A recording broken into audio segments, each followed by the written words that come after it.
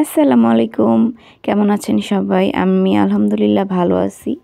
তো সকালের নাস্তায় এখানে হচ্ছে আম্মু ভাত ভাজি করতেছিল। রাত্রের কিছু ভাত বেঁচে গিয়েছিল, এজন্য আর সকালে নাস্তা বানাই নাই। এটাই ডিম দিয়ে ভেজেছিল আম্মু। আর ভাত ভাজিটা এমনিও আমার ভালো লাগে। রুটি তো খাই সবসময়। তো এটার ভিতরে আম্মু আবার মাছ দিয়েছিল। ছোট ছোট যে কি মাছ বলে, মলা মাছ, সেটা দিয়েছিল।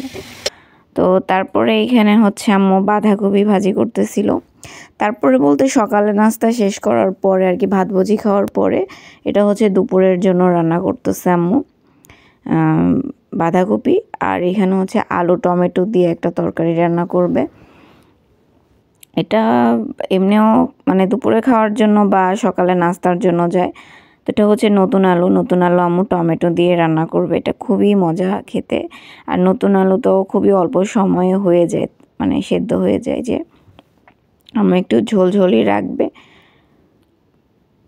পুরো এক কড়াই রান্না করছে আম্মু, যেহেতু এটা আসলে সকালে রুটি দিয়ে খাওয়ার জন্যই এটা রান্না করেছি। কিন্তু আমরা এটাকে দুপুরে ভাতের সাথেও খেয়েছি, রাত্রেও খেয়েছি, মানে কোনো ইয়া নাই।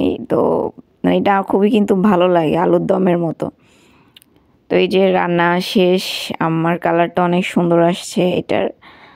তো এখানে হচ্ছে আব্বু অনেক বাজার করে নিয়ে আসছে। এটা হচ্ছে যে পাইকারি বাজার, 5 কেজি করে। তো সেখান থেকে হচ্ছে আব্বু গাজর, শিম, তারপরে যে আলু, তারপরে বেগুন নিয়ে আসছে। তো ওই দিনই হচ্ছে এই যে তেলাপিয়া মাছ দিয়ে যেই সবজিগুলা রান্না করতেছে, এখানে ফুলকপি, তারপরে আলু দিয়েছি, টমেটো, তারপরে গাজর দিয়ে রান্না করেছে। শিম দিয়ে হচ্ছে তেলাপিয়া মাছ রান্না করবে। আর এটা হচ্ছে সিম আর মূলা আর হচ্ছে ফুলকপি দিয়ে হচ্ছে রুই মাছ রান্না করবে।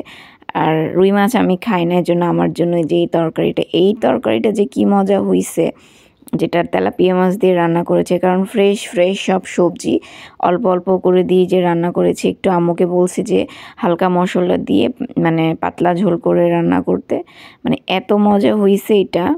আর টাটকা জিনিস কিন্তু খেতে আমার একটু বেশি ভালো লাগে, তাই না? তো এই যে এখানে হচ্ছে আমি খাচ্ছিলাম, আর তাবাসসুম হচ্ছে পাশে বসা ছিল।